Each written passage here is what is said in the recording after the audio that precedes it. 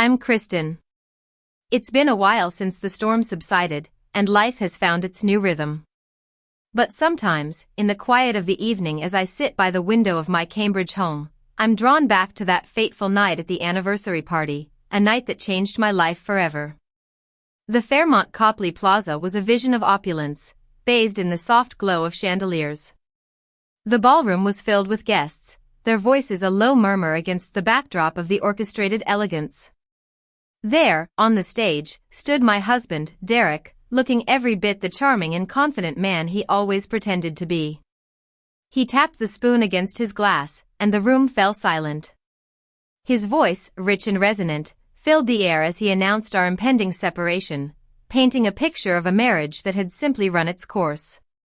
I sat there, my posture calm, my expression unreadable. Inside, though, a storm raged. I remembered the whispers in the early hours of the morning, the sudden change in his behavior, the constant mentions of the anniversary. It all made sense now. This wasn't a celebration, it was a carefully crafted trap. As the shock rippled through the room, I rose from my chair. I stepped toward the stage, my heels clicking softly against the marble floor. Derek forced a smile, expecting me to play the part of the broken-hearted wife. Instead, I reached for the microphone. "Thank you, Derek, for your heartfelt speech," I began, my voice gentle yet firm.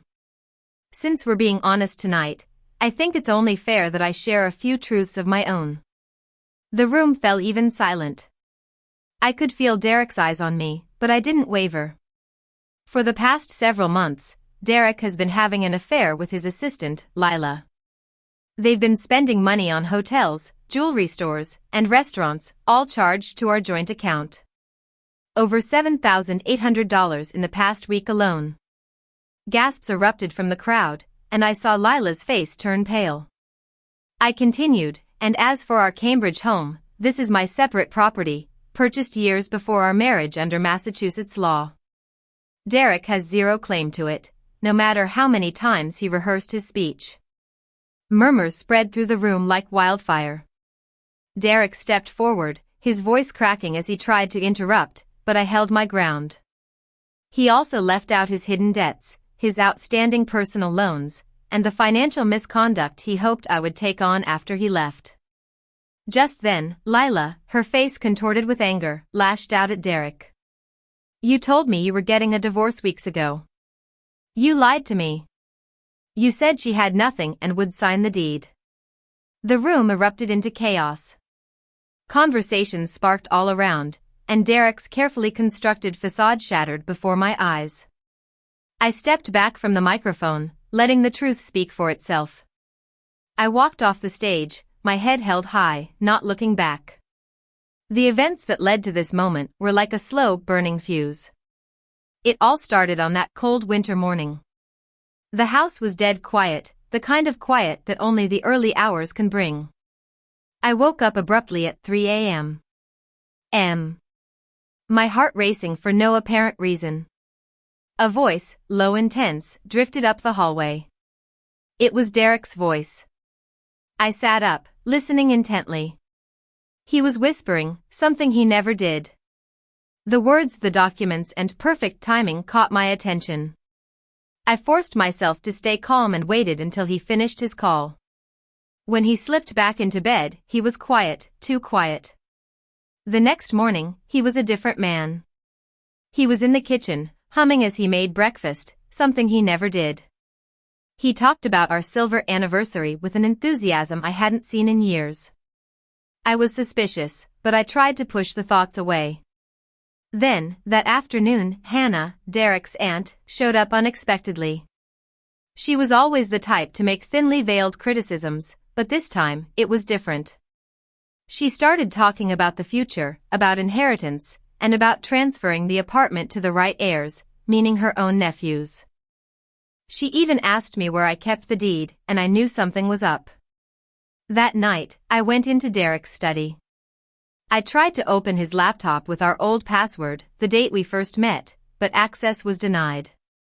I opened the browser, and there were his searches: Massachusetts divorce property rights, how to secure assets before separation.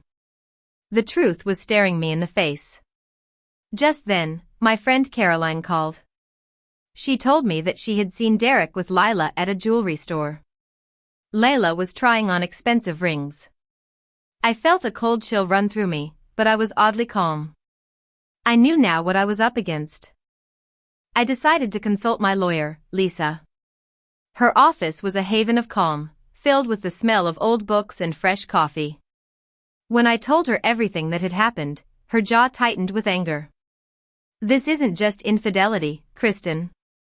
This is a setup. They're trying to force you into signing over your property. She gave me a plan. First, document everything. I started writing down dates, times, and what I had heard and seen. I sent it to myself in an email for a time-stamped record. Second, secure my financial autonomy. I had a small savings account from before I married Derek that I had never touched. I moved some funds into it. Third, gather all the important documents, deed copies, mortgage statements, tax records, and my marriage certificate. I hid the originals in a place Derek would never look. And fourth, stay silent. Let them think I was unaware. A few days later, a courier delivered an envelope from a New York law firm. Inside were the documents for my late aunt's estate, a condominium on the Upper West Side worth $2.3 million, a Lakeview cottage in Vermont valued at $780,000, and an investment account with a balance of just over $640,000. I was suddenly independently wealthy, and this changed everything. Derek called me later that day, his voice overly bright. He started talking about the anniversary party, saying it would be a grand celebration. I knew it was the trap he had been planning. The day before the party, I went to the venue to see what was going on. As I walked into the hallway leading to the ballroom, I heard Lila's voice. She was laughing with the event staff, saying that Derek had promised her the apartment once I signed the papers. She was so confident, so sure that she would be living in my home soon. I also learned from the restaurant manager that Derek had paid nearly $20,000 upfront for the party. It was all coming together. The anniversary party was a public humiliation in the guise of a celebration, designed to pressure me into signing away my life. When I got home, I prepared myself. I gathered all the documents Lisa had told me to collect and put them in a folder. I knew that the next day, Derek would think he had one, but I was ready. And so, there I was on the stage, exposing the truth. The aftermath was a blur of chaos, but it was also a moment of liberation. A few months later, we were in court. Judge Thompson reviewed the documents. He ruled that the Cambridge home was my separate property, the marital land plot would be divided equally, and the car would be split according to equity guidelines. Derek's debts were solely his responsibility. Derek was furious, but his anger didn't touch me. A few days later, I heard that his scandal had reached his workplace. He was terminated, and I felt no joy, no triumph. It was simply the consequence of his actions. With my inheritance secure and my home protected, I started to build a new life. I rented a small studio near Beacon Hill and opened an independent publishing business. I traveled to Vermont on weekends to restore the lakeside cottage. For the first time in a long time, I woke up each morning without fear, without the weight of deception. As I look out at the Boston skyline, I know that my life is mine again.